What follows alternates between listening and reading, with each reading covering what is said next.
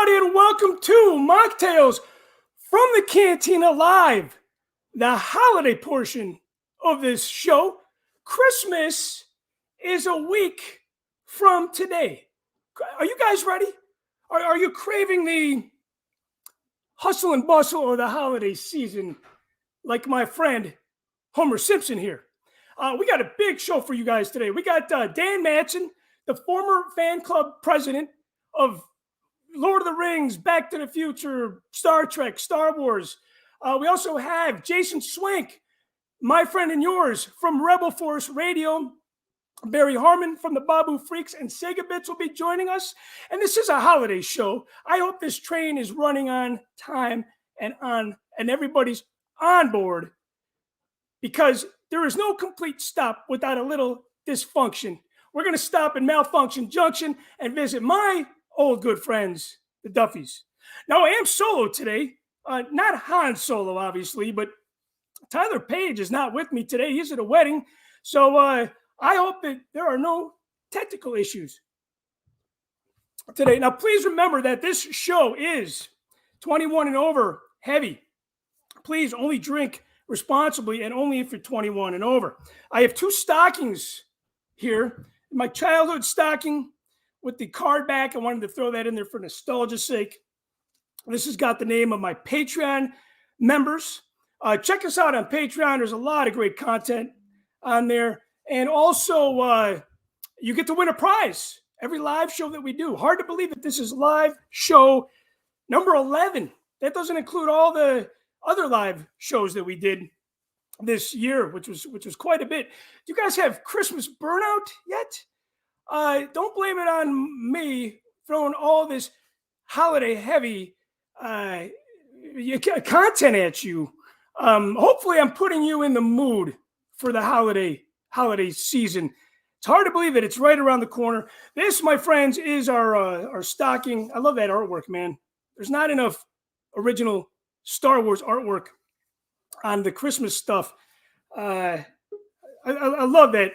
The drinking word of the day today is going to be amen.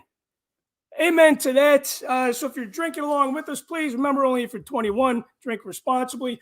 Without further ado, I want to bring on a friend of mine that has taken out some time of his busy day, Mr. Dan MADSEN. Dan, Merry Christmas to you, man. How is everything? Merry Christmas, Chris. How are you? I am good, man. I'm good. Hey, I thank you so much for coming out to the holiday show this year. You did the holiday greeting last year. I'm so happy that you're a part of it. Now, I have a couple. Miss it. I wouldn't miss it. Even on my today, which is my dad's 91st birthday, I still won't miss it. You know, that is a true friend, man. Happy birthday to your dad. Hey, and that means a lot to me. Now, I want to focus on a couple things. Everybody knows you and your fandom with Lord of the Rings, Star Wars, Star Trek. I did. You know what? You're a history buff. I know you're big into Abe Lincoln. Behind me, you can see an Abe Lincoln picture on our wall. Yeah, that is it. You shared some stuff with me that's in your house. Yeah. Very, very cool. Now, I wanted to ask you a couple quick questions, because I know you have limited time with us. You're also a ghost aficionado, ghost hunter aficionado, Paranormal investigator. Let's start with the paranormal investigation. And let's say if you could be visited by one ghost from Christmas past, would it be the ghost of Christmas present, past, or future? Oh, past, because my love of history. So I would pick the ghost of Christmas past. Now, is the holiday nostalgic to you, and is there more nostalgia tied in with the holiday season? Like for me, Star Wars toys were huge when I was a kid. I know you're a little older than myself. Is Star Trek or Star Wars more nostalgic for you around the Christmas time? I would say Star Wars, because when Star Wars came out, I was 14 years old.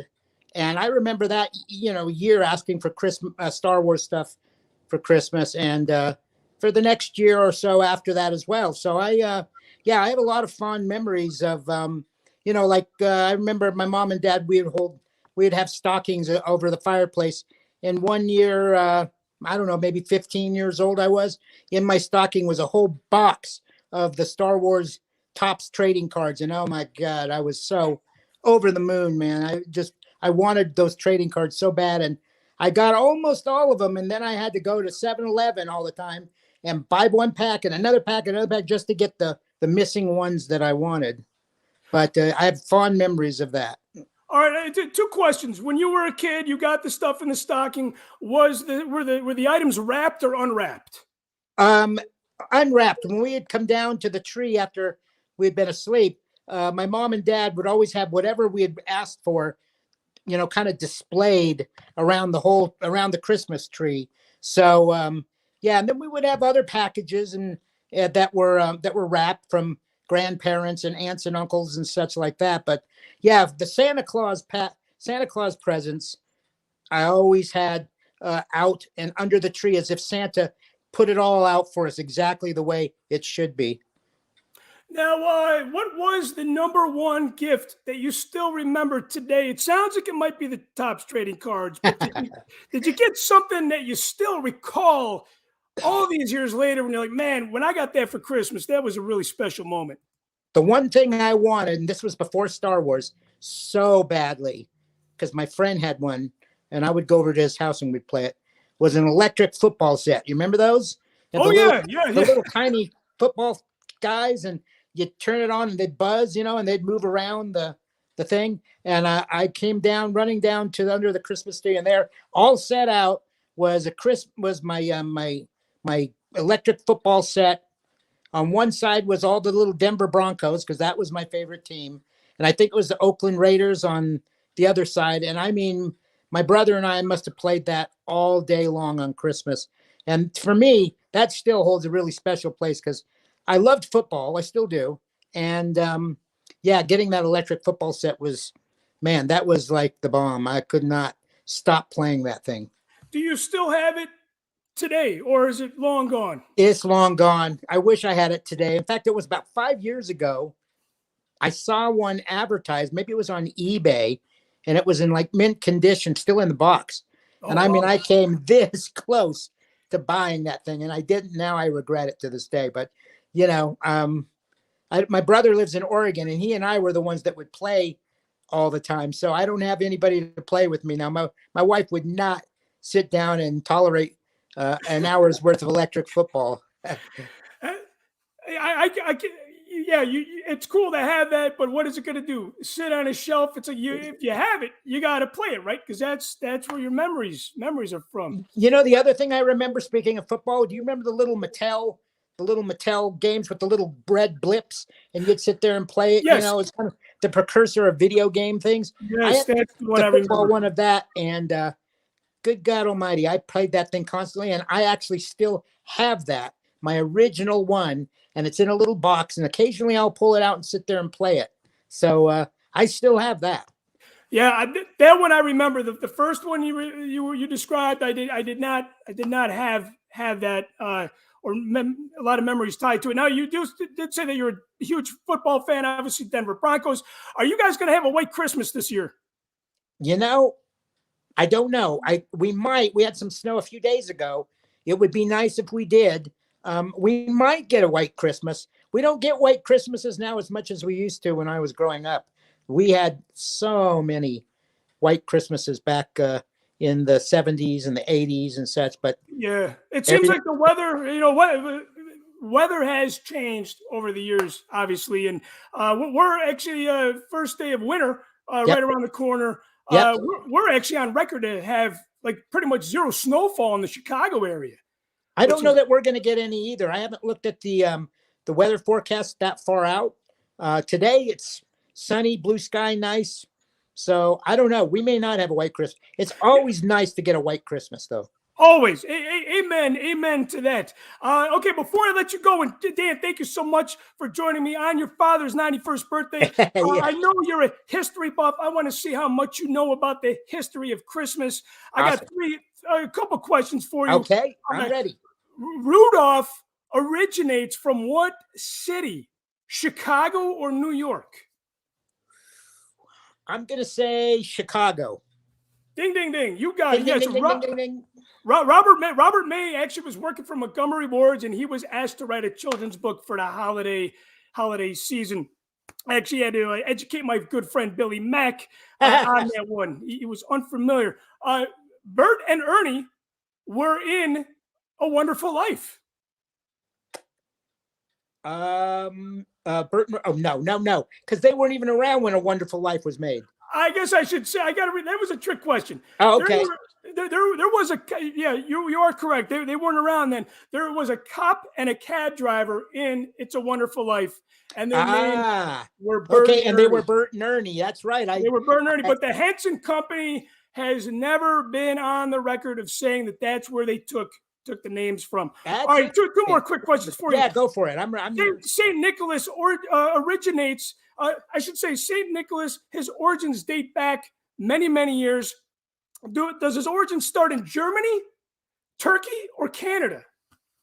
Ooh, man, I've read this before. I'm gonna say Germany.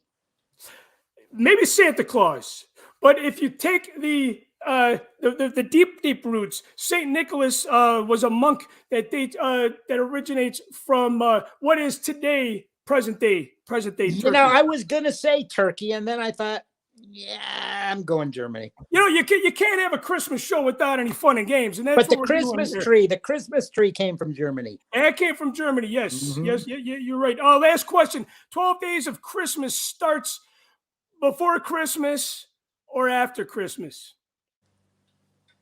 Let's see. It starts before Christmas. Actually, December 25th is the first day of Christmas, and January 5th is the last. Well, Dan, thank you on that one. Thank you so much, my friend. Merry Christmas to you. Merry Christmas, Chris. And your family. And Happy New Year to you as well, man. May 2022 be one of the best years yet. Let's hope we also can all get together in 2022. Amen to that, man. All right, take care, brother. Merry Christmas. Thanks, Chris. Merry Christmas. Cheers. All right, my next guest, if you guys don't know my good friend Jason, then you don't know Jimmy, or vice versa. Nobody does Star Wars content, specifically podcasting, better than part of the duo. I have an old friend of mine that I would love to bring on the show, and he was part of the holiday show last year. Again, on limited time. You know, you got to work with these busy schedules during the busy time of year. Would you guys please welcome to the show my good friend, Jason Swank. Jason, how are you, Chris? My friend? Merry Christmas to you, man. Merry Christmas to you, and cheers. I have to keep it limited to coffee this year because that's okay. I actually have to go to work in like an hour and a half. So, oh yeah, you don't want to have any. By the way, how was work going for you, man? They had to cancel some Christmas events in Chicago because of the direction of the pandemic. Yeah, we've been pretty fortunate, but it's day to day. In some cases, it can be performance by performance, but we've got the national tour of Wicked here in Cleveland, so we're really happy about that. It's a great show to have around the holidays. We have had a few casualties, some smaller shows that had to be canceled, but fingers crossed it's not the majority of our programming. Yeah, it's definitely a reality. Yeah, live gatherings. It's a heck of a time to be in the business of live gatherings, you know? Yeah, absolutely, man. No, live gatherings again, man. You know, I wish everybody the best this holiday season. I know it's different this year. We got it taken away from us last year, but we're ready to get together. Just everybody do it responsibly and do it smart. Jason, everybody knows you from Rebel Force Radio, and they know you on your Star Wars fandom. They know you on a personal level, but I want to do something here called the Chris Mocked Christmas questionnaire, and it just kind of focuses on some questions for people to get to know you even better, especially during a holiday season. And then, of course, we will end your time on today's show. I wanted to hear your top 3 Christmas albums of all time. So the first question that I have for you is, who brings more gifts for your kids? Mom and dad, which is you guys, obviously, or Santa Claus? Mom and dad. Mom and dad. So Santa brings maybe three things for each kid. And it's, it's sort of the, all right, 9 times out of 10, Santa's going to bring you what you ask for. So you really have to be sure. And it's got to be something that you really, really want badly. And what do you want the most? And that usually goes on the Santa list. And he's pretty good about bringing those. You're a much better parent than me because if anything, I give my daughter one gift and Santa brings it up. Santa brings the rest. Yeah, he's got a big sleigh. He's got right. a lot of magic on that sleigh. It feels like Christmas to you when blink. It's that one magic moment that I get it annually. Yeah, I get it early. I get it with that first chill in the air. And that can be, first chill in the air. Yeah, I sort of jump. I love Halloween. I love the fall. But man, as soon as I walk out and I get that chill, I immediately think of the holidays and think of Christmas. Yeah. I've been guilty of spinning the Christmas albums, the Christmas music, maybe a little too early for some people. I've been known, like mid-September sometimes.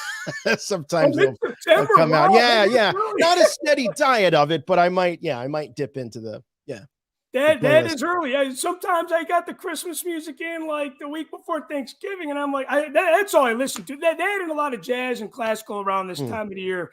But yeah, never September. Now, it's funny. We listen to the cable channel when we put my daughter to sleep, and once in a blue moon, it says like Christmas favorites in the middle of May, and I'm like, I go there as a guilty pleasure, and I'm like, are they really playing holiday music? Well, that's what's so great about streaming is if you get in the mood. I mean, you can always jump on Pandora or Spotify, or and if it Apple Music. If it makes you feel good, why not? Why not do it? White lights or colored lights during the holiday season? I mean, both. I don't think you can be on a steady diet of one over the other. And you have to have the white with the color. I think a lot of people make this mistake with their Christmas trees. They put the colored lights on, but you've got to have the white. It makes a huge difference. You can't go all colored. And I also don't believe you can go all white. And you people that do the all red on your trees, I don't get it. I don't understand you. Yeah, the all red or the all blue. It is strange. Now I know you're drinking coffee because you got to go to work. But what is your you have a holiday drink of choice? Yeah, I'm not very original, but I am a huge fan of eggnog. And so eggnog, for me, rum or brandy in that eggnog. Whiskey. Whiskey, okay. Yeah, okay. Whiskey for me. Yeah, rye whiskey because it cuts the sweetness enough. So I'll do 1 part whiskey and I'll do 2 parts eggnog, top it off with a little bit of cinnamon and nutmeg. If I'm feeling real fancy, I stir it up with a cinnamon stick. Now, I know when you were on the show the first time last year, you had said that during the pandemic that you had realized that you and your wife had, I guess, different parenting styles. And I wanted to find out a little bit more. Yeah. more Thanks for remembering. During the holiday season, are you guys on the same level when it comes to, let's say, tradition or whose parents should we see or certain beliefs, that sort of thing?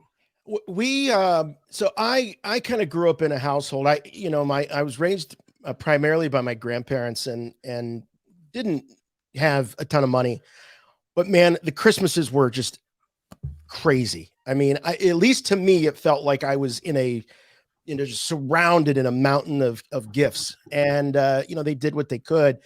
But for me, it was just, it was magical. So there was definitely an abundance. I think my wife's parents were a little more old fashioned, and you got a lot of clothes, and you got, they never had like soda in the house growing up. So on Christmas morning in your stocking, you might get a can of soda. Okay. And so very, very different. Yeah. We were much more decadent with the sweets and the toys. But I think I've brought her around. I mean, no parent wants to think that their kids are spoiled, but we talked about my kids are spoiled. My kids are spoiled.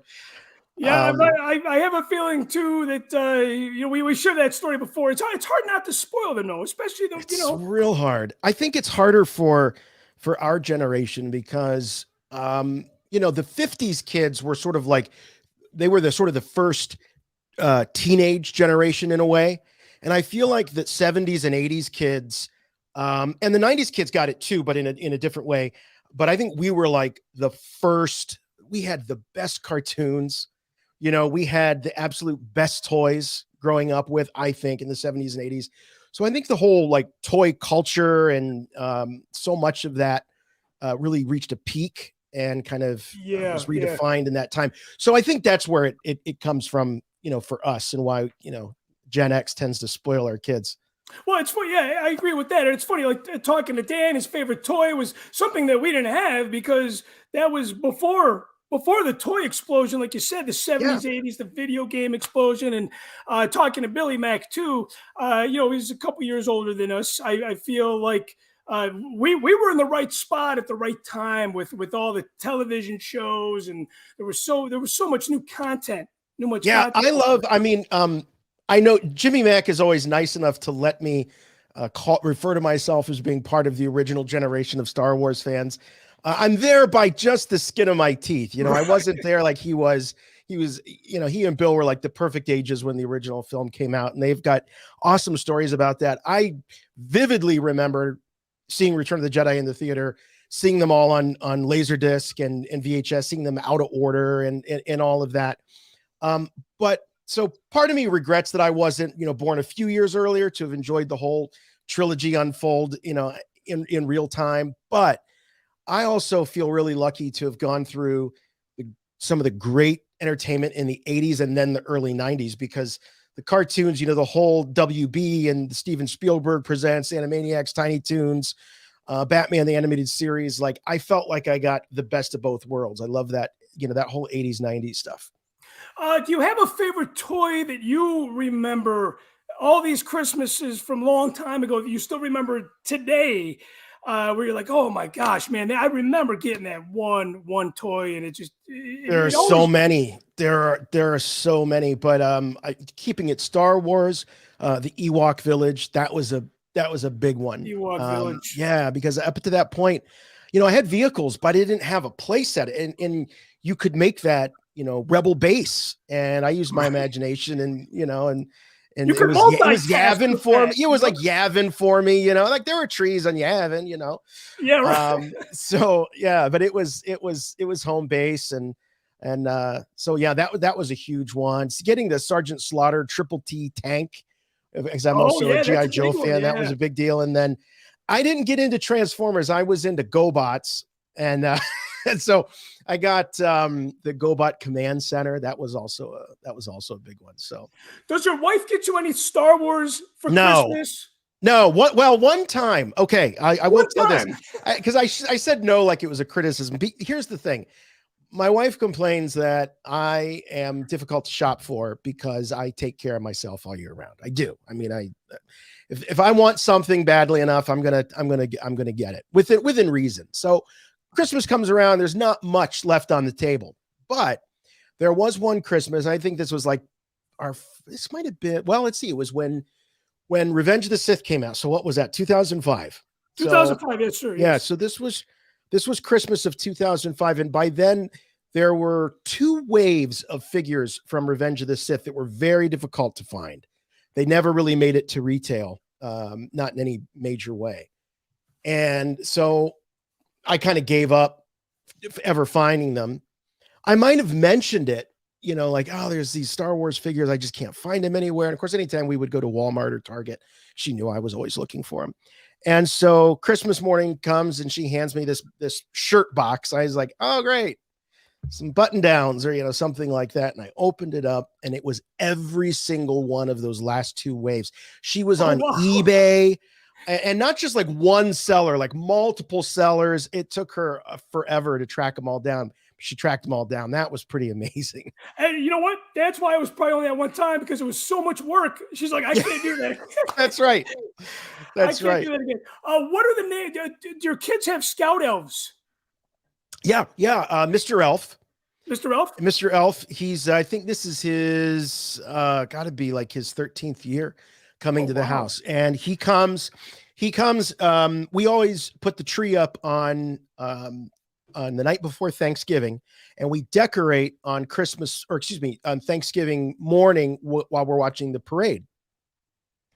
And usually that night, Mr. Elf won't show up until the tree is completely decorated. So usually by the time we're done with our Thanksgiving festivities, we look at the tree and he's appeared and he's in the tree, and then he travels all over the house. And my son, elves love to eat all kinds of sweets. So every night he makes some sort of different sweet treat for him. He's like melting chocolate in the microwave and putting syrup in it and dropping marshmallows, then leaving it out for Mr. Elf. And he's here all the way through Christmas Eve.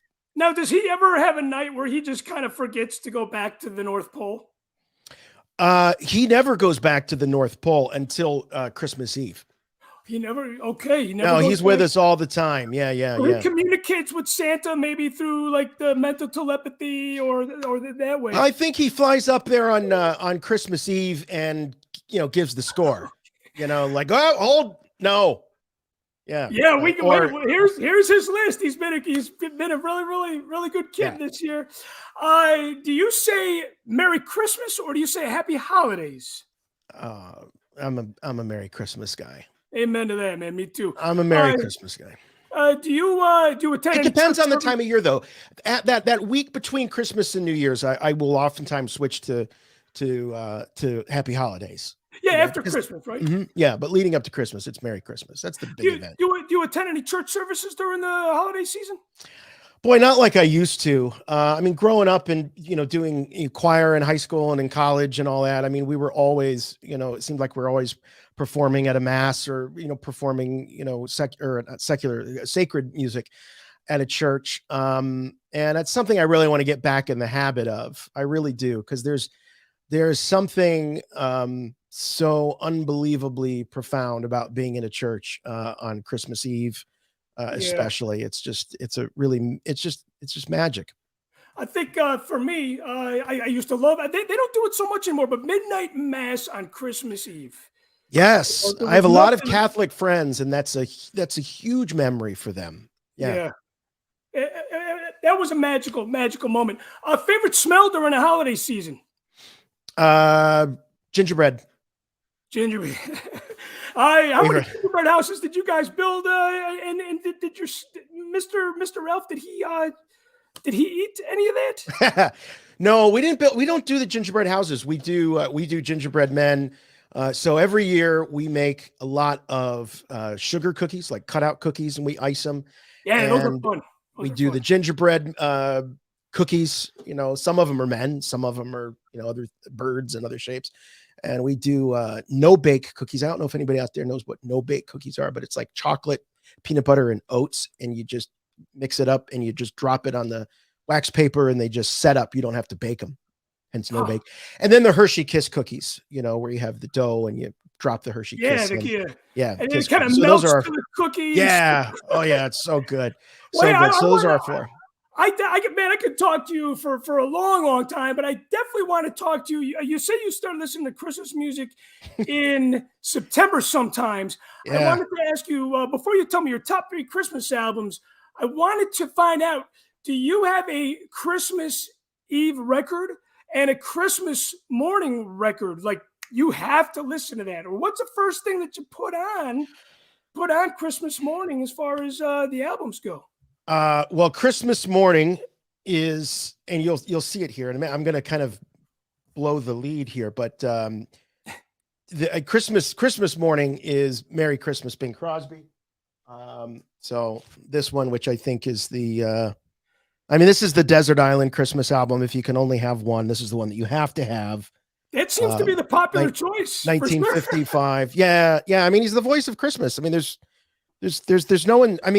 There's a lot of great singers, Sinatra and Johnny Mathis and, Nat King Cole, but there's no singer that can touch Bing Crosby on Christmas music in my opinion. So this is the Christmas morning record. And what I love about this one is that there's some nice quiet tunes as well as, like Jingle Bells with the Andrews Sisters and some that are a little more rollicking.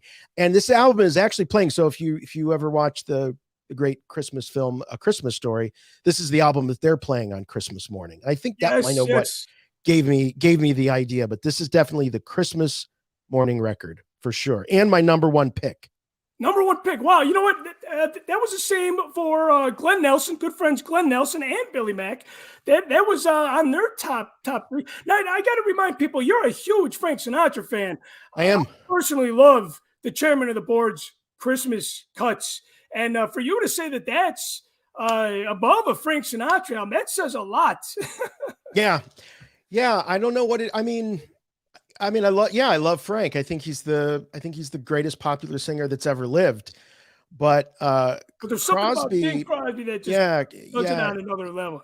Yeah, it really was. I think it's because a lot of the songs that we are so familiar with were written around that time that Crosby was at the very, very top of his game, plus the Second World War. And that's always a very difficult time for soldiers. And he was over there with guys like, Bob Hope and Jack Benny and entertaining. And so I think it was just a combination of all those things.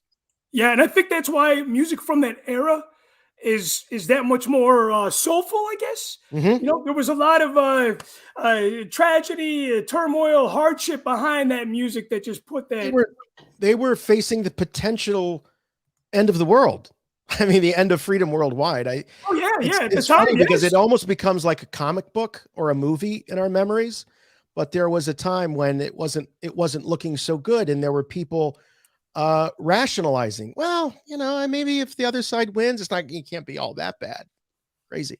Yeah, absolutely. Well, what about the Christmas Eve record? Christmas Eve record is, and it's my number 3, but it is the Christmas Song by Nat King Cole. Oh yeah, another good one. So so this is this came out, I think, in 63. So if you don't mind, man, can you show the back of that record? A lot of folks don't have a vinyl. Oh, sure. And obviously you have a vinyl player, yes, a record player. Yeah. That was something that happened to me during lockdown. Is because I was working from home, and I had music on all the time, and I found myself not listening to it. It was really strange because it became background, it became wallpaper. And I started buying vinyl because I needed the ability to get very intentional with listening to music and making it an experience. And I know it sounds really corny, but if you just click a couple of buttons on the computer, the same device that you're doing your work on and everything else, it tends to just blend together and you don't really think about it. But being able to look at the big jacket, pulling it out, it's not work, but it takes more effort and it takes more thought and intention to set it up. And I then tend to pay attention more to it and appreciate it more. Yeah. And the thing about vinyl too, is a lot of music buffs still say that the first time you listen to something on vinyl, or like that first initial play, there is nothing more closer to the original way that music was intended to be heard. Right. Yeah. If it's truly analog. Yeah. And if it's been mastered well, you just can't beat it. So I've been buying a lot of kind of audiophile reissues of classic records that have been, remastered and because a lot of times, if you go into the department stores and you buy a reissue, that's more times than not, it's just going to be a digital master put onto vinyl as opposed to the actual analog master that's for that format. So, but I mean, that's a nerdy rabbit hole thing, but yeah, I mean, just about any, like a good record on a good turntable with good speakers, I think is always going to sound better than a CD or certainly compressed digital. What about your number 2? Number 2, and when do you listen to that? Because you showed me your Christmas morning record, you showed me your Christmas Eve record. Yeah, pretty much all of the above. I never stopped listening to A Jolly Christmas from Frank Sinatra. Yeah. So this is 1957, and this was what's interesting about this record was that in the case of Crosby and Nat King Cole, they were basically compilations, because at the time, these guys were recording essentially radio singles. They weren't cutting albums. It wasn't until Frank Sinatra's in the Wee Small Hours record that came out that really invented the idea of an LP that was recorded specifically to sort of not tell a story so much, but be kind of a whole contained listening experience. But this is also one of those. So that all the tracks cut for this were cut for the album and arranged for the album, and it's really amazing. It's one of the moodiest in a good way. Yes. If you need something that just it's not depressing, right? It's not a blue Christmas kind of album. It's just the moodiest, the most perfect kind of I think Christmas record. Speaking about depressing, you know, we've talked about this last year, but it's something that needs to be revisited because it's part of music history. I think that is very, very important. Of course, Judy Garland recorded "Have Yourself a Merry Little Christmas." My favorite Christmas song of all time. Your favorite, yeah, mine as well. But I prefer Judy's "Muddle Through." And as you said on last year's show, Frank said, "We're not muddling through nothing," and he was the one that re-recorded that lyric. Yes, he did. Said, "Hang a shining star upon the highest." Yes. Star. Yeah, actually, I don't have them in front of me, but the original lyrics, because the song is from the film, I believe, Meet Me in St. Louis. It was written for that. Yes. Yeah, it was written for that. And Judy Garland, I mean, the original lyrics were even too depressing for Judy Garland. You got to read these. But again, it was, you know, the story is about this family that are going to be relocating. And at that time, that was a big deal. It wasn't like you could just get in a car, you know, and go visit somebody that was in the next state. So it was this whole family that was relocating to St. Louis, and the character of Judy Garland was falling in love with somebody, you know, where she was at that time. And so Have Yourself a Merry Little Christmas. And the lyrics are like something like, if, you know, next year we'll all be together. You know, if there is a next year, basically. I mean, it really is. It's really dark. It's really, really dark. So if you like that song, I will have to look into that. Now, last question about depressing. Do you get the post-Christmas blues? Not as much as I used to, but I used to real bad. I mean, real bad. What changed it for you? Honestly, I think it was kids and just being busier. I think that you know, professionally, I'm much more fulfilled now than I've ever been, and so it's just not that preoccupation. You know, I think, boy, I mean, without getting too deep, I mean, I think just as somebody who's not a stranger to melancholy and depression, I think sometimes it can be from, not always, from just too much thinking about yourself. And when you are engaged in pursuits, whether they be professional or personal, that can occupy, you know, your talents and your passions, then you don't have as much time on your hands to be thinking about yourself. But yeah, I used to get very, very blue. I think that is really well said. And I think too, yeah, having kids.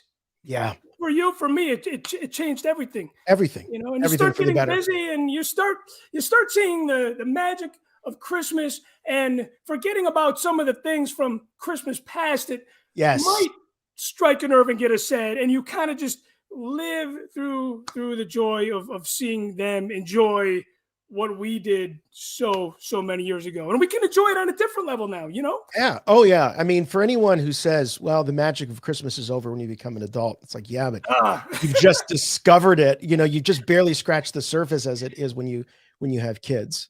Amen to that, man. Hey, Jason, thank you so much. I appreciate your time. Yeah, man. As always, man. Merry Christmas to you. Merry Christmas to your family. Thank you. Happy 2022. And I look forward to chatting with you later on down the road, man. Take Anytime. Care, had a great time. Thank you. Merry Christmas, everyone. Merry Christmas. Cheers. All right, man. That was a great chat. I always love having him on the show.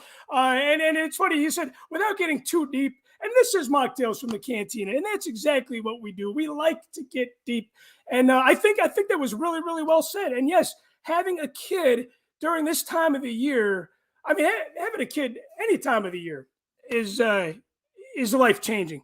But speaking about somebody that has kids, I want to bring on my good friend, fellow Babu freak. You guys know his work because he has created the mocktails from the Cantina, another round logo and artwork with the dancing, not with the dancing R2, with the juggling martini R2 and the dancing girls.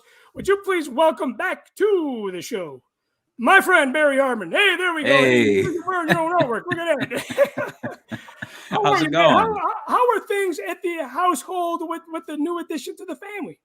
Good. So I have a 4-year-old, and then now we have a 6-month-old, and she has just been like, I don't want to compare the two, but I mean, just like, I guess I will. She's been so much like more chill. Like she'll go to bed and sleep almost through the night. It's insane. They're so different. It's a night and day, right? Yeah, it's pretty wild because we'll put her to bed and then it'll be like, I mean, she'll wake up maybe once every few nights or something like that now, but she'll go right back to sleep. It's not like every 3 or 4 hours. I mean, she's 6 months old and already in her own room, like, yeah. So Unfortunately, I won't have that experience of having two, but I've heard that story in the past that they're two completely different experiences. But it sounds like you're having a good, positive experience. Not that you didn't with the first one, but that is a good thing. Now, the daughter, the eldest daughter, your firstborn, is there a scout elf in the house? Is there a what? Oh, maybe not a scout elf. A scout elf. Oh, I don't know. What is that, like Elf on the Shelf? That is Elf on the Shelf. You know what we do? We do it a little differently. So we actually, I did pick her up one of those like Elf Pets books a few years ago, but we never really utilized it in that way. It was kind of funny because they have the Saint Bernard, and as I was reading the story, they reveal that the Saint Bernard's name is Barry, and so for a while she would say, there was Barry Daddy and then Barry Puppy. So she'd be like, "Oh, get me the Barry Puppy, Daddy." But no, what we do actually is we point to invisible security cameras. So we'll point to a corner in the room and say, "He can see you right there. The camera's there." And she'll be like, I can't see it. And I'm like, "It's very small." And then another thing we'll do is we'll get calls or texts from Santa, and then he'll like give us like a rundown on how bad she's being. It's typically how bad she's being. We'll be like, "He's not happy." And I'll be like, "He's yelling. He's yelling at me." Well, man, you got to have good Wi-Fi if you have these security cameras in your house that can communicate with right. the isolation of the North Pole. I wanted to bring you on to the show because I had a wonderful experience watching a brand new movie that I was a little iffy about. And I know you're a video game guy, and I thought of you instantly. I also thought of a friend that he's a Patreon member on the Happy Hour chat, and we always get on Zoom and we talk about video games. And he's like, "Hey, you got to see this 8-bit Christmas. So I know you're a Sega guy. First and foremost, you're a big part of the Sega Bits podcast show, and people can check you guys out on Patreon as well. I'm a couple years before you, so yeah, Nintendo and Sega probably did come out at the same time, but there was something, and I don't know how you feel about that. There was something very, very powerful about the Nintendo, and it kind of stole some thunder from the Sega, because I remember playing Sega about a year after I played the Nintendo, and I'm like, wow, I want that system, just like my friend. There was like one guy on the block, that was it, that had the Sega. Well, what did you think of the movie? IMDb gave it 6.7 out of 10. I got to give that film, because it hit me on a personal level, almost to the year. I give that movie a 9.5 out of 10. I want to hear your take, and I want to kind of take a little bit of a deep dive and kind of look at the film and what we liked about it, what we didn't like about it. Okay, well, first off, tell me, I'm curious to know if you went into it expecting like a farcical, like if you saw trailers or something, if you went into it expecting like more of a Jingle All the Way, where it's like like everything's fake and it's going to be over the top, or were you expecting to go into something that's a little more down to earth? All the products and everything are real to the era. Like what were you expecting going in? You know, I kind of had a little bit of a negative expectation because I'm like, okay, 8-bit Christmas, this is going to be some kind of cheesy video game Christmas movie. And that was all I knew about it. So I think for movies, that's why I loved Rogue One so much. I went in with a little bit of a negative expectation, not knowing a lot about the film. And that's exactly how I went into 8-bit Christmas, the same way. And that thing hit me like a train, like 5 minutes into it. Okay, the film takes place not only in Chicago, but it takes place down the street from where I live now in Batavia, Illinois. And it opens as you have a daughter. My daughter wants a phone for Christmas. Oh, I mean, boy. there were just so many things about that film that were just reeling me in, like every twist and turn of the way. So from negative expectations to, I would pause it like at the 5-minute mark, go down, tell my wife like what's happening. I'm like, you got to come up and watch this with me. Come down 15 minutes later, tell her what happened. I mean, there were just so many great moments in that film. How about for you? Did you go in with a lot of expectation as a video game aficionado? I'll be honest. I checked it out because you told me about it. It wasn't really on my radar, and I think it's because that's why I asked the initial question. When I saw the ads for it, I thought, oh, this is going to be like an over the top. It's going to be like a fake video game console. Like maybe they'll like have the Ultra Nendo or something, like a fake name. Like a ripoff. Right? Yeah, and I thought it was going to be more like that. Then you mentioned it, so I had it playing. I will admit, I had it playing in the background while I was working, so my my attention was not 100%. I am a Sega guy at heart, so when I'm seeing like Nintendo references, I'm kind of like, oh, okay. So you are that hardcore about your fandom with Sega. Oh yeah, I mean the Josie and the Pussycats movie, the remake. Do you remember that one from like 2000 something? I remember it, but I don't recall watching it. I love that movie just because it's filled with Sega product placements. So the mere fact that I picked that up on Blu-ray just because of the product placements and not the plot itself says something about me. But yeah, I will say that I was surprised that someone was making a movie that had heart to it and was not like an over-the-top spoof of that era. I guess I mean, I think it's a valid comparison to make here is like the movie Fanboys. That took place in a set era, but it was obviously over the top. It wasn't a realistic take on what was happening at the time that the Phantom Menace was coming out. And the movie works for what it is, but if you're going into it expecting like a historically accurate, telling of guys going to go see the Phantom Menace in 1999, you're not going to get it. Thankfully, they never sold it as that. So yeah, but I was surprised that they did that. I'm also not really surprised by some of the I wouldn't say backlash, but just negative reviews. Some of them get like RogerEbert.com. I looked it up. They gave it a 1.5. They always hate on video game stuff. Ebert's not even alive anymore, and he's still like, he's still hating from the grave. Right. And it's like, okay, like his Ninja Turtles 1990 review was he's like, oh, it's based on the video game, and I'm like, no, it's not. It's based on a comic book, which is based on a cartoon, which happened to have a video game. But like, it just goes to show you that like the circles he ran in was not too hip with like current pop culture. Yeah. And so I find it very interesting that reviewers would be jumping on it when it isn't current pop culture. It's retro. It's old now. Yes, like 1988 is a long time ago.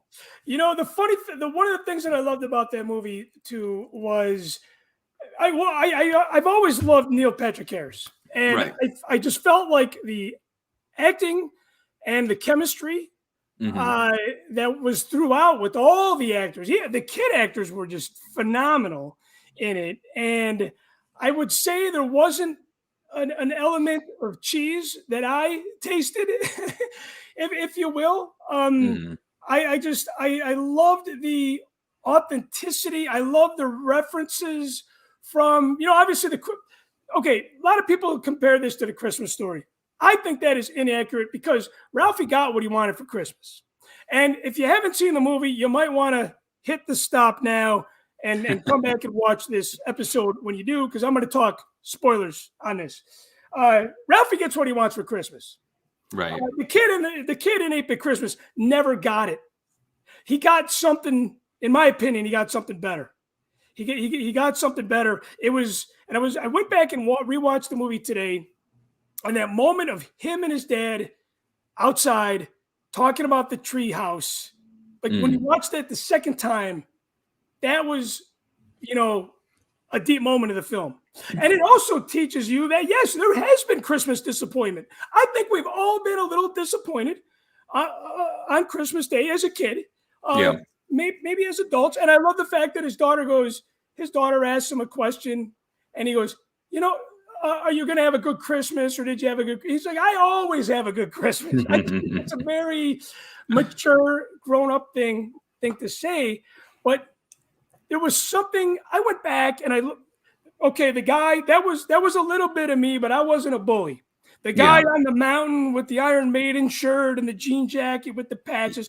There was Right. a guy in school, and there were just so many characters in there. The know-it-all, the rich kid, which I think the rich kid, I don't know. St. Charles was not mentioned in the film. So they Yeah. mentioned, I called it out by, okay, they're waiting for the snow day, and they talk about that we were like that too. We grew up in Westmont, Illinois. There was never a snow day. There could be 40 inches of snow on the ground. We would never have a snow day. And of course, Batavia doesn't have a snow day. They talk about South Elgin, and then they talk about South Elgin, and they talk about another town in this neighborhood. In the 80s, nobody lived in South Elgin. Oh. Living here, So but they mentioned Jewel, even the Nice. even the Pantera shirt that the heavy metal dude had on. Yeah. It wasn't Pantera from like 90, but they started putting out albums in the early 80s, and the film crew, the costume designers went as far as to use an 80s Pantera logo on the shirt. Right. Favorite moments from the movie. I know it's tainted because it's Nintendo. I got a Nintendo for Christmas. Did you get a Sega for Christmas?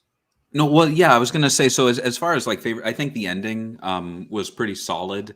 I was actually reminded of the Lego movie, where the lesson in that was to not treat like not just Legos, but like your toys as like a statue, an untouchable, unplayable statue, but to like actually, have fun with them. And so it was all about like gluing versus not gluing your Legos together, which is cheesy, but I mean, they made a broader message about that. And with the father, I didn't see the sequel to the Lego movie, but I feel like they dropped the whole live action people thing.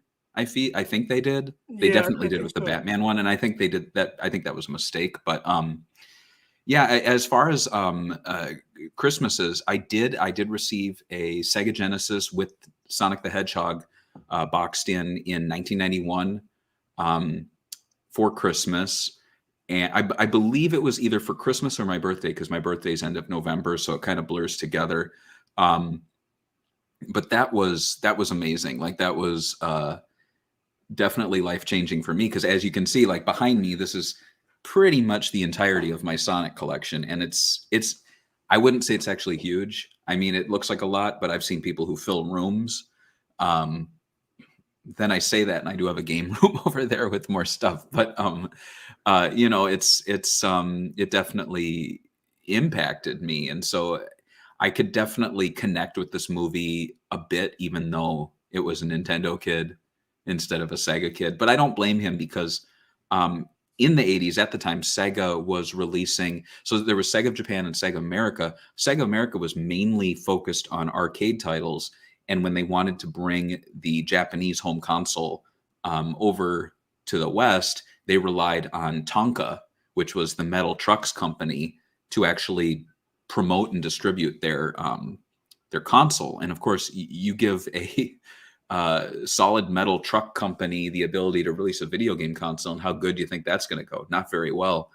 So they just, I also don't think they didn't have Mario, or they didn't have Sonic at the time, so they didn't really have any really great brands for kids to latch onto. Like Phantasy Star and Fantasy Zone and Alex Kidd were like maybe the strongest ones, but I just don't see any little kids getting super excited like Phantasy Star as they would Zelda, because it's mainly just like, there's no like character to latch onto. And so Sega really didn't find their footing, I would say, until like with Sonic in 1991, and that's when they really started to do really well. That was kind of like the turning right. point. So I mean, as a Sega fan, I never turned my nose up at Nintendo in that era in the late 80s, because I'm like, first off, I was not connecting with video games at that time. I mean, I was of the age, but I just didn't really have a huge interest in video games in like 1988, 1989. And also Sega was like a blip. Like I didn't even know what Sega was until I knew what Sonic was before I knew what Sega was. Yeah. So, I mean, that didn't bother me. Speaking of he's been talking to me, little 8-bit things. I picked this up at Target. Let me see if you can see him there. There, you see him? Yeah. And it's kind of like 1999, like a pet, right? Yeah, it's a R2d2 Tamagotchi, and I absolutely love it. It was 1999, and here, I'll let you can hear him. Did you hear him? Yes.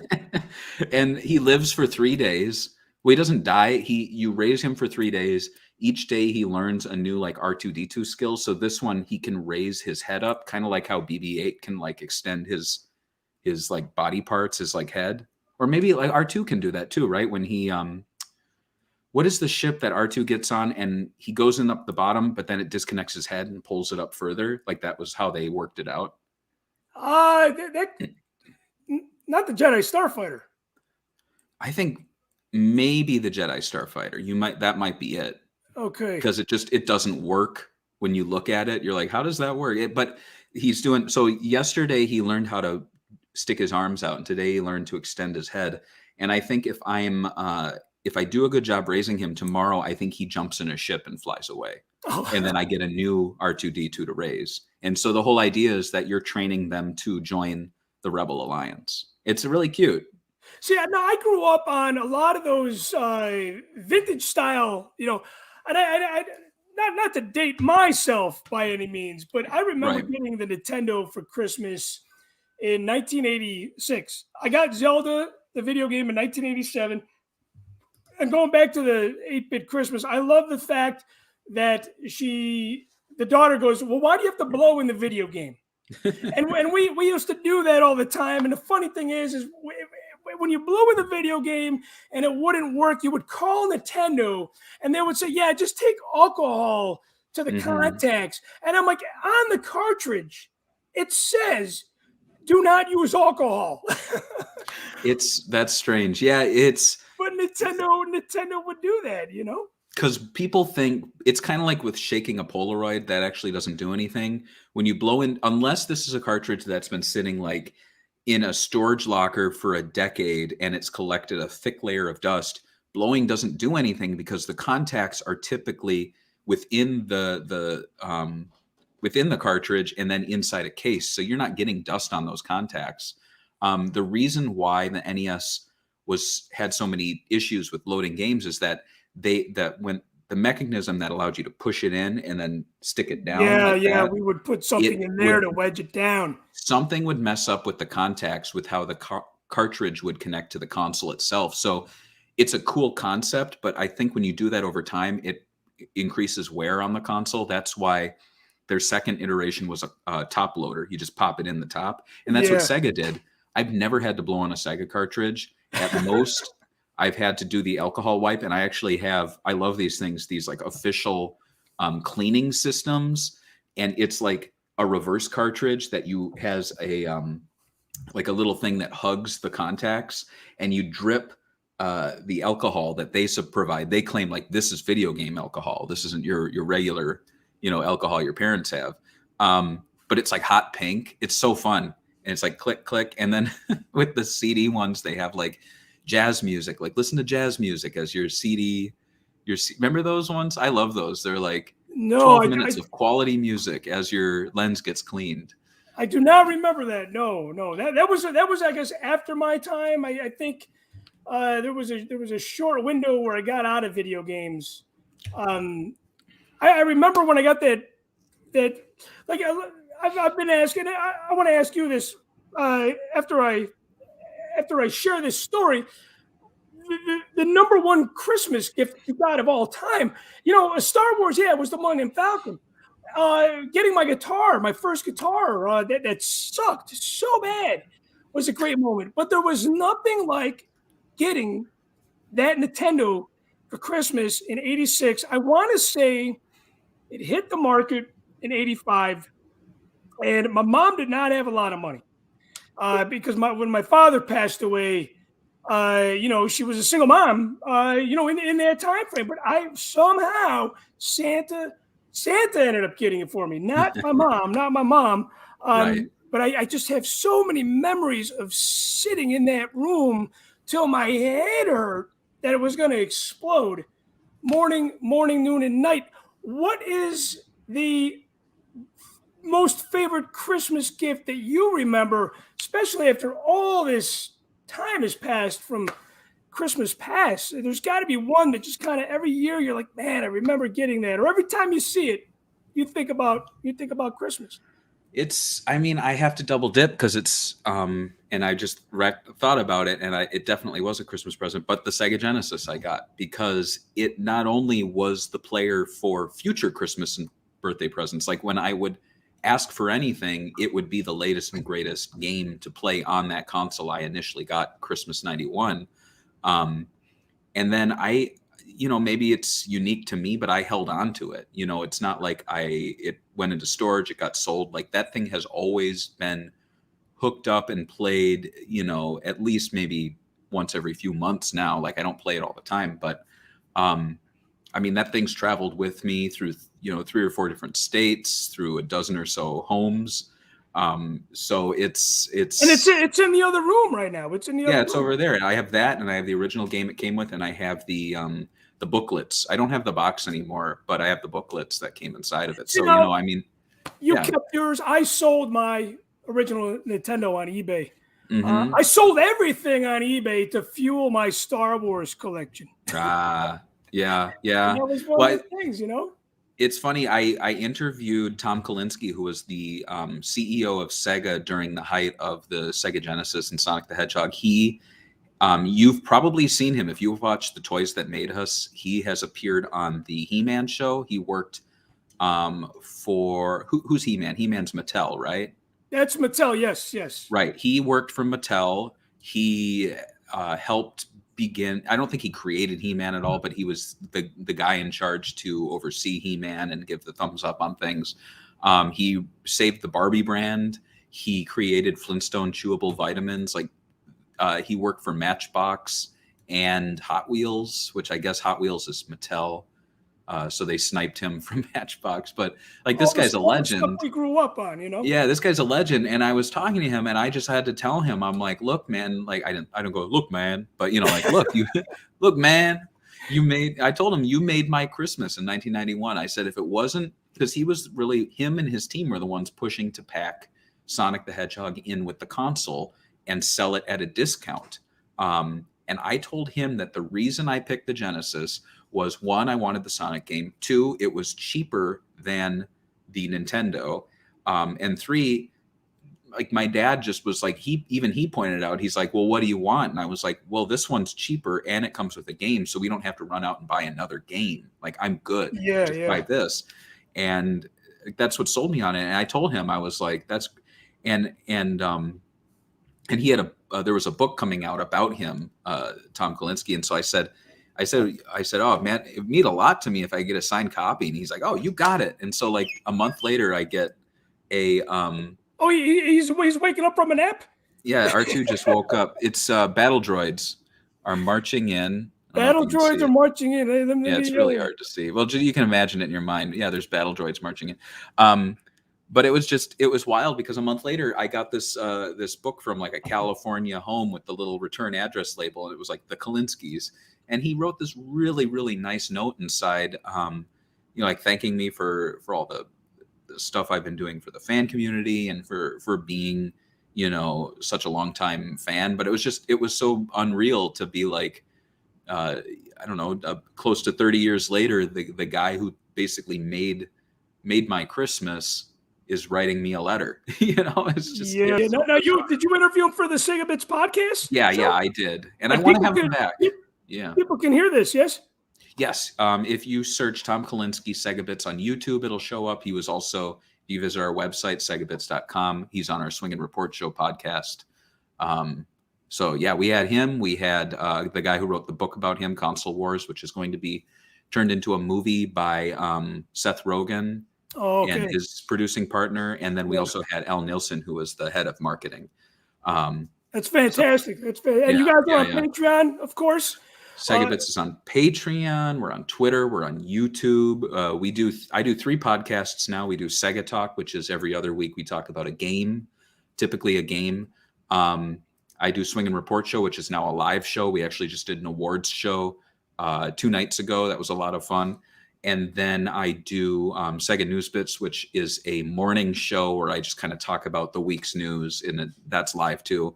I love doing the live shows. I'm sure you do too. They're just so spontaneous, and once you're done, they're out there. You don't have to sit down and edit. Yeah, amen to that. And Jay, I got to thank you for being a continued Patreon member and giving us your talents. Absolutely. I love that you commissioned me to do this one because I've never drawn a Wampa.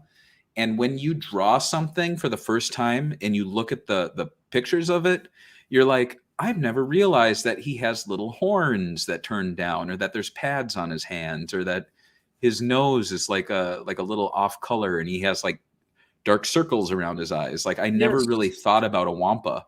I'll tell you, attention to detail. Hey, before I let you go, I want to ask you, I felt like we were going to, I'm not surprised that we weren't necessarily 100% on the same page. We're a little bit more like Siskel and Ebert, talking about 8-Bit Christmas in such a short time. Such a great movie.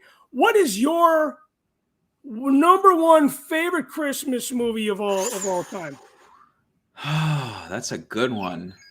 R2's telling me. I have to go with Home Alone. I think that's my favorite because I love the soundtrack. It's like a song. Like that's weird to call a movie a song, but it's like I can watch it again and again, and I know all the beats, but I anticipate them, and I'm like, oh, this scene's coming up. Oh, he's going to show the macaroni and cheese dinner. Like I love that. I do love the sequel, but I think the first one's my favorite, and it's just such a fantastic soundtrack too. It was, and obviously Chicago ties. I'm going to guess you did not get the night at the house for 20. It came and went. It was like refresh gone. Yeah, gone. I think that might have been a promotional scam. I think they're going to open up the Home Alone house down the road, maybe post-pandemic era, and that was just kind of a little teaser. You're probably right, because why would you spend the money to make over the whole place unless you're opening it up to like limited visits or tours? I bet you're 100% right. They got to turn that into the Christmas Story house. Oh yeah, but they probably don't want the neighborhood getting overrun by people. Yeah, exactly. And before I let you go, last question that is tied to holiday movies, and this was referenced in 8-Bit Christmas by the little black kid who was fantastic because he watched all the R-rated movies, and there were so many great like R-rated movie references in 8-Bit Christmas with these kids that we can relate to now because those were the movies that we were not supposed to see, but we did. Is Die Hard a Christmas movie? I will say Yes, because it's not only set during Christmas, but they make overt references to it, and it has an uplifting ending. If Home Alone's a Christmas movie and it's mainly just like a live action Looney Tunes cartoon in the end, I think totally Die Hard. It's a Christmas party, right? There's a Christmas party, and Yeah, it's yeah. You know, one of the things that I wanted to do, because I'm a Christmas nut. This is the most wonderful time of the year, and I'm going to speak to my friend John Duffy. Hopefully, Lisa's going to join us too. But he's a little bit of a Scrooge, with the holiday season. But starting in January, when I watch random movies, I wanted to make a little journal. Like, how many movies do we watch? We reference or take place during Christmas time. There's a handful of them, but Die Hard specifically because it takes place during that time and that time alone. Right. Well, if I can give you an idea for next Christmas, next December, since we're 18 days in, something I've always wanted to do is every day watch an adaptation of A Christmas Carol. Because there are way more than 31 of them or 25. You could watch you could watch 2 every day until Christmas. Do you have a favorite? I think The Muppet Christmas Carol is always a classic. I think underrated one though is Mr. Magoo's Christmas Carol. I really like that one. It's him putting on a show and he's like stumbling through like a live stage production. Right. It's so bizarre. It's great. I had that at Betamax, on Betamax. If I remember correctly too, wasn't that kind of spoofed and parody a parody in The Simpsons? That's right. He goes, he's like, they're watching whatever their equivalent is, and he goes up to a stove, and he's like, I think his name is Magoo. Yeah, Mr. He goes, oh, excuse me, ma'am. And he goes, oh, you're expecting, because he's touching like this big round stove, and he goes, oh, you're very warm. Yeah, he's like burning his hands on the stove.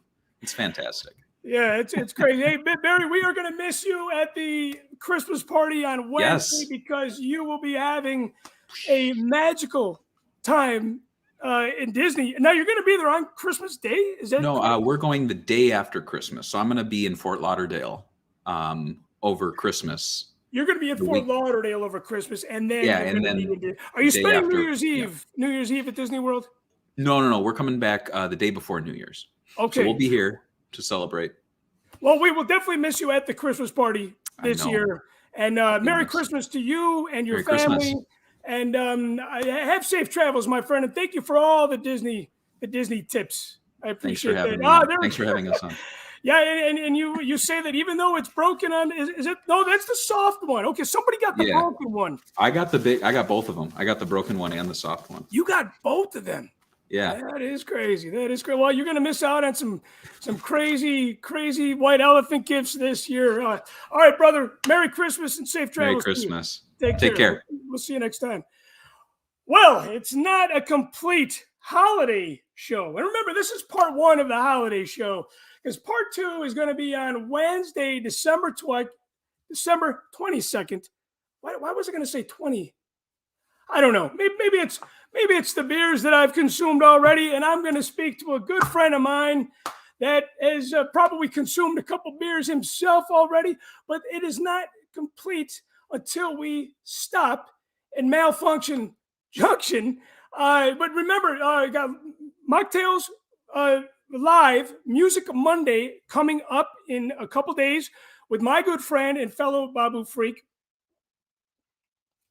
Brian Klein. And we're going to talk about music, but we're going to talk about songs that we dislike and some of our favorite songs. There's a little bit of an agenda during that show. And don't forget, Wednesday the 22nd, live audience, show number 12. Become a Patreon member, and you will not be disappointed. And I got to give a shout out to my Patreon members. Don't forget, we're doing the name draw. But first, we're stopping in what I like to call Malfunction Junction with my good friend, Mr. John Duffy. John? Hello from Malfunction Junction. How are you, my friend? Now, I got to ask you, what are you drinking today? Budweiser, dude. I'm cheap. Hey, you stepped it up, though, my friend, because the last time we caught up with you, you were drinking Red Dog. I was younger then, yeah. You were younger. Yes, you were younger. What are you drinking? Chris, what are you wearing? I am wearing my Christmas jacket, and Where I did also that come from? this came from, man, I forget the website, but they make the Star Wars. If you ever see a Star Wars jacket or a Star Wars holiday jacket, they make these. I forget the name of the people that make these. And then, of course, I got my oh, Lisa would be a fan of this. A lot of people are hating on him right now because he's gotten too much publicity nowadays. My Grogu Joy to the Galaxy shirt. And what I am drinking, I am drinking a beer out of the Costco Advent calendar. This is a Weiss beer from where I don't even know. From They Costco. came from Costco. Enough said. It's got the foreign language on there, so it's I would like to say it's definitely an import, and you can't buy these outside the Costco Advent calendar. You know, so Cool. Hey, Merry Christmas to you. I know you're not a big fan of the holiday season. We learned that last year. It looks like there's no Christmas tree behind you. It looks like Lisa is not joining us. No? All right. Funny story. There's a Christmas tree right there, and Lisa actually. Oh, did I just screw something up? No, I'm here with you, brother. I just gave you a little bit of full Okay. screen time. It was nice of you to tell me I had to download a new app. Anyway, we do have a Christmas tree, and I came across an ornament. I had nothing to do with this tree, but from 2007, a Christmas ornament from you. What the hell happened in 2007? From 2007. The Force Among Us was released. You got a Force Among Us crew ornament. Yeah, man. And I'll sell it for cheap. Come on. You can't. I know, man, I know you. You're a hard worker. I'm totally joking. But Yeah. the collectors might want one. This is original. Well, it is original. There was a limited run on that. Only cast and crew members got those. I made a red one and a blue one. Which one did you get? Did you get the red or the blue? Blue. I I got a blue. The blue one's my favorite. It's my favorite Christmas color. I am not going to ask you about your favorite Christmas color. What I'm going to ask you, my friend, is because you kind of have this little bit of a Scrooge mentality, but you explained yourself on last year's holiday show that you had a little bit of a Charlie Brown mentality about the holiday, which I praise you for that. You did not like the over commercialization of it. But let's say, because you're not really a Christmas spirited guy, there were 3 ghosts that visited Scrooge on the night of Christmas Eve. I have to say, out of those 3 ghosts, the ghost of Christmas past, present, and future, what ghost do you fear the most and why? Future, for sure. Because the past and present, I can't do anything about that. But future, I can change that. Yeah. But if you've seen the ghost of Christmas future, I know you fear him the most, but if you see him, you can. That's what Scrooge did, right? He changed his ways, Right. And John, I don't want to make any mistake. You are a very, very generous guy. You are definitely not Scrooge like year round like Scrooge was. You just have this, this shell. Maybe that's like, you're not really into the Christmas spirit. So I want my audience to not think of you as Scrooge throughout the year, because you are far from that, my friend. You are far from that. It's not that I'm a Scrooge. It's just that I overthink shit. That's my problem. Like, I remember being, well, and it kind of bled into my life. You know what I mean? I remember being a kid. This is freaking Chris. You and I talked the other day, and you actually got me to think about this. And I was like, why do I hate this fucking holiday so much? And I boiled it down. And this is going to sound, if there are any like therapists in the audience, I got good insurance. Chris will give you my number. But the thing that bothered me the most about Christmas was, this is going to sound so lame, but opening presents. And like, you would get a kick-ass present, or at least I did. And I would be like, oh my God, this is a kick-ass present. And you get like socks. And I would have to like up the game to not alienate whoever gave me the socks. Does that make sense? Absolutely. Yeah. Because not every gift can be the Millennium Falcon or the Nintendo Entertainment System the first time. But I felt the responsibility to make the people that gave me a Pez dispenser feel as important as the people who gave me the Millennium Falcon. Yeah, that is a very, very challenging thing to do, but it's the right thing to do. And it sounded like you did the right thing, but it was maybe not the easiest thing. You know, not the easiest, and it scarred me for life. Hey, Lise. I do have to say, my daughter said, because my brother and Lisa, Merry Christmas to you. Look at you, got your Christmas sweater on. You're ready to. Yeah. I'm the opposite of John. I love Christmas. Yes, you are. You guys are night and day. Well, that's good, because I have some questions for you both, but I just wanted to throw this out there because my brother and sister said, hey, what does Danielle want for Christmas? And John, this is a little bit like what you said, but my sister's a great person, but my daughter, hopefully she gets it from me. I don't know, but she goes, any gift is good, because as long as it's from you and you thought of me when you got it, that's a great gift. Oh, I fucking love Danny. That's awesome. I would like to adopt her. Well, No, she's not up for adoption. Not yet, anyway. She does have her moments where, yes, I'm like, okay. And she goes, what are you going to do? Donate me? You threatened to donate my toys. I'm like, no. Like, she's already got the idea in her head. Yeah, she's ahead of her game. I guess that's what we get for us being older parents. Lisa, this is a question for you. What gift would you appreciate the most? This was a gift that the three wise men brought to the newborn baby Jesus. Would you appreciate the most yourself? Gold, frankincense, or myrrh? Well, since you like John, or you like, well, somebody's going to give me gold, and then what am I going to do with frankincense? Oh, thank you, everybody. You smoke it, right? That's all you. Isn't that what frankincense is? I don't know. I'd have to say gold. Even though I'm not huge into jewelry, I don't know what I'd do with frankincense or myrrh. It would be gold, totally, because we wouldn't have to think about it. That would be like the easy thing. Yeah, like, well, especially nowadays. Some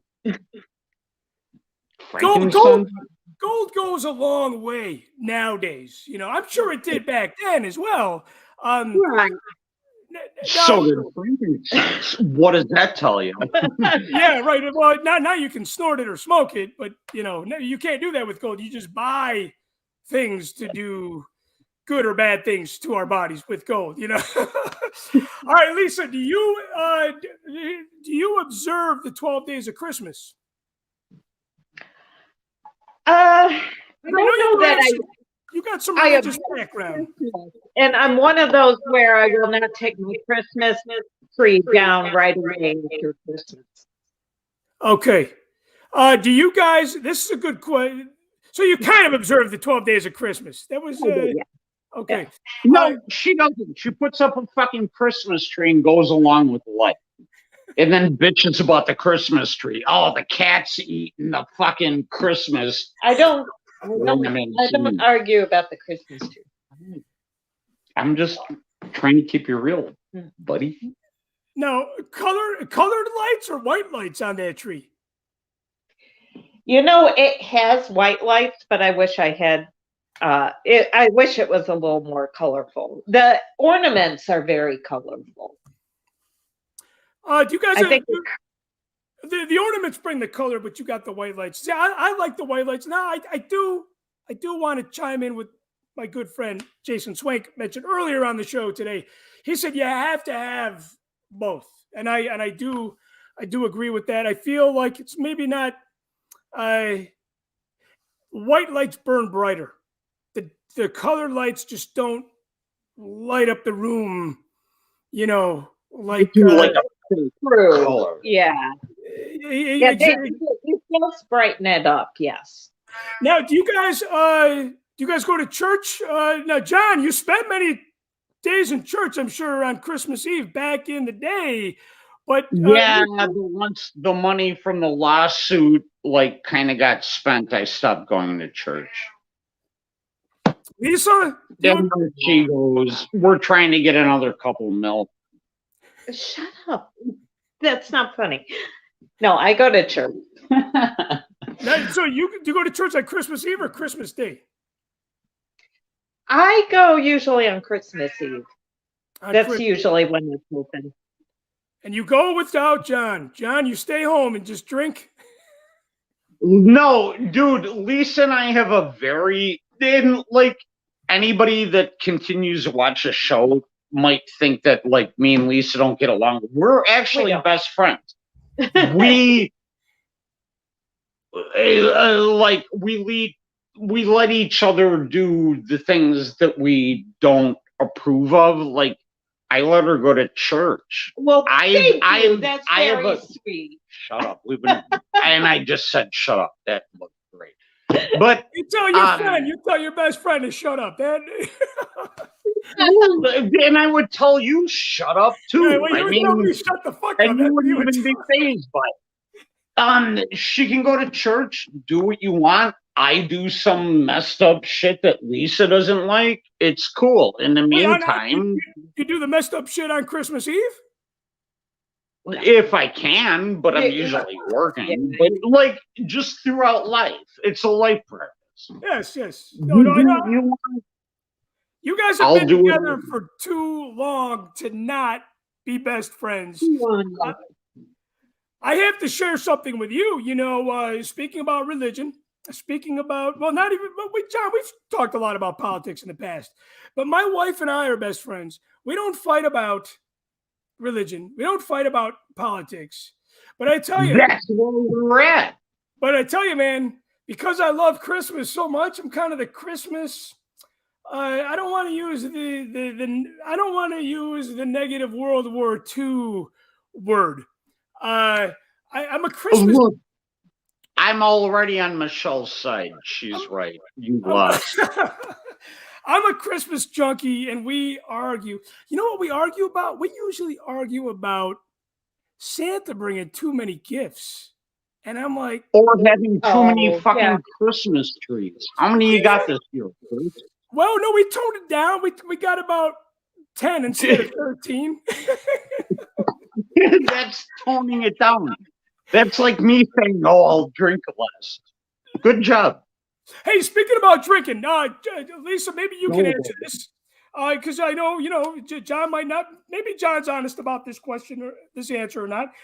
Does John drink more during the holidays than he does, let's say, on a regular basis of the year? No. Same amount. No, I wouldn't say he drinks more during the holidays. Okay. What about did John drink more during the pandemic than any other time, or? Yes. Oh, I did. Yes. I think we all did. Lisa, you might have even done that too. Oh yeah, Lisa is now. Yeah, the wine clubs and shit. Yeah, you did. Yeah, I joined the wine club. I know you guys are both sentimental at heart. John, yes, even you. Do you guys save or toss your Christmas cards that have photos on them? You know, these are photos of family. That's an easy one. Yeah, I save them. If there's even a card that has a message written in it, I save it. I'm very sentimental that way. However, let me describe sentimentality. It's throwing it in a box with all those other cards. True, it goes in a box. Okay. I have cards probably from when I was a kid. I kid you not. And they're coated in dust. No, it's in a box. But it's the fact that counts. Yeah, it's in a box. It's in a box that keeps the dust out. But yeah, I'm the same way. You know, my wife might be like, okay, we're going to throw these away. And I'm like, you know, there's a message in there that somebody wrote out, or there's a photo of somebody's family, or, we live in a time where everything's digitally on Facebook. And what happens if Facebook crashes and all those memories are erased? We can go back to our dust-free boxes and take out those photos. All right, Lisa, is this the most wonderful time of the year? Oh, absolutely. John? Absolutely. Do you agree with that? It's another day for me. Whatever. It's another day. Okay, now. Well, Lisa's trying to get this cat to look at the fucking camera. Good This job. is a little bit of an adult. Well, as you guys know, this show is for 21 and over. This isn't Rebel Force Radio where you have like the mom bringing a 12-year-old daughter to the RFR event. That's not what Mocktails from the Cantina is about. We are past that point. But I want to ask you guys, an adult-oriented, well, it's not even an adult-oriented question. I'll let your minds go there or not. This is just during Christmas time, Santa's watching you. Naughty or nice? Naughty or nice? Lisa, you go first, and then John. What am I? I'm usually nice. You're a fucking liar. I'm nice. No. She's a control freak, naughty, totally the entire way. Unless you're in front of my mom and suddenly it's, oh, yes, thank you. John. Or you're in front of kids. John is very naughty. John, do you prefer your wife naughty or nice? I've been married to her for like 40 fucking years. Yeah, I wouldn't trade this bitch for a second of anything. All right, the last question is that's on video, at least. Is it better to give or receive? Give. Yes. Give. Definitely. Totally give. John, I thought your sexual mind was going to go there, and I thought you were No, gonna that's what I was saying with the give. Oh, I thought we were giving. That's not what I meant. What did I screw that one up? Whatever.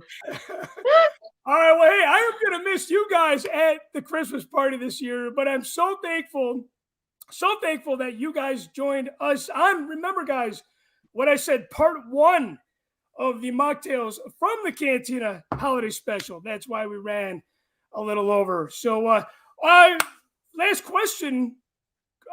Christmas Day. What is Christmas Day like in the Duffy household? I get up and go to work.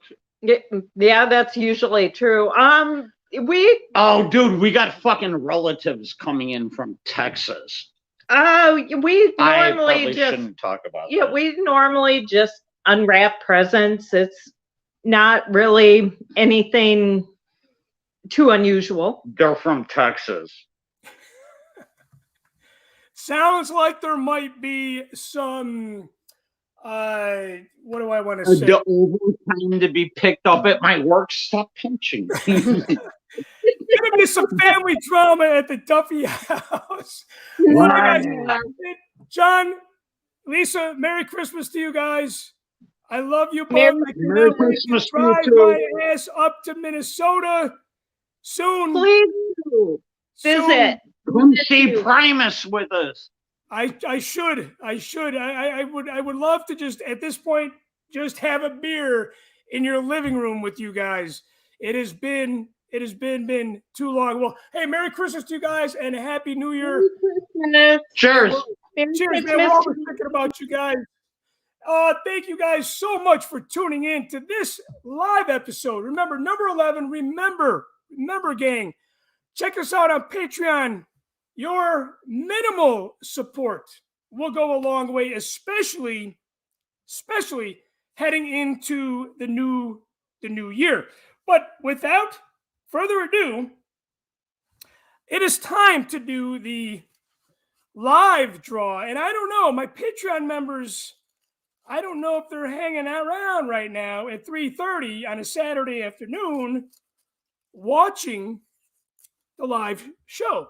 Remember, you have to be a Patreon member and you have to tune in live to get the prize. I want to make sure my comments are up.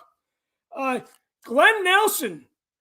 Glenn is probably not watching because he is somewhere today performing a Christmas concert. My good friend Glenn Nelson, who has contributed music to the Force Within Us, the Walkers Among Us, and the mocktails from the Cantina, for that matter. Next one is my good friend who lives a little too far from me, Sharon Sandoval. Sharon is probably busy with her family. See, I know all my Patreon members. I know them all. I know where they're at and what they're doing. I'm like Santa Claus. I'm going to go 3 times a charm on this one. And yeah, my comments are on. And I'm looking for Ian Savage. Ian Savage. Now Ian has won here before. He was at Mocktails from the Cantina anniversary show live. I do see people still watching the show, so maybe I'll do 2 more. Ian Savage going once. He's probably busy working. He's like Duffy. He works a lot, or he's with his son. Antonio from New Jersey. Antonio, I know you're always tuning in, but I know you're always tuning in later because you, my friend, are always busy with your family. And it might be a little too early. It's funny, the views are going up now because I'm doing the name draw. So everybody's tuning in. Ian Savage is not there. Antonio from New Jersey is not there. This is going once and going twice, my friends. James Johnson, longtime Patreon member. Unfortunately, James was my last Patreon member that I got. So remember, guys, it's so important that you join Patreon. It keeps you can join the community, add to the community, and keep it going live. Keep the live shows going. Everything is just, I'm not doing this for money. I'm doing this for the love of the show, celebrating our 2-year anniversary in April. I do want to share 3 Christmas selections before I say goodbye to you today. One, I want to recommend Jingle Bells by Fats Waller. Fats Waller was a jazz pianist. Have Alexa play Fats Waller Jingle Bells. And if that song does not put you in a festive, fun holiday mood, I don't know what will. The second recommendation that I would love to throw at you, Barry mentioned it before. Hey, Andy from Miami is tuning in. Andy won on the last show. As I like to say, victory. Thank you so much, my brother. Merry Christmas to you. I hope you and your wife are doing well. Thank you so much for tuning in. Barry Harmon mentioned the movie Home Alone. John Williams put out a Christmas album in 1980. It was, and man, it sounds like The Empire Strikes Back does Christmas. Such a great album. And my last and final selection that I'd like to recommend to you guys, for those of you that like heavier music, maybe like my good friend John Duffy, Gary Hoey. Gary Hoey is instrumental. I love instrumental music for the holidays because you're having gatherings. There's nothing worse than having somebody singing a song on your radio when you're having a conversation. It's always good to have the instrumentals playing in the background. So Gary Hoey, John Williams, and Fats Waller, Jingle Bells. Hey guys, thank you so much for tuning in. We will see you guys Monday on Mocktails from the Cantina live with my good friend from the Babu Freaks, Brian Klein. we are going to be talking about music that we love and music that we hate. And don't forget, Wednesday, December 22nd, we will be doing our last show of the year, show number 12. It'll be the live holiday show. So, hey guys, be well, be safe. Remember, I don't want to push it. I don't want to make it political. Get vaccinated. And if you're not, be safe this holiday season. We will catch you guys next time on Mocktails from the Cantina. Another round, the live holiday episode. So long, everybody.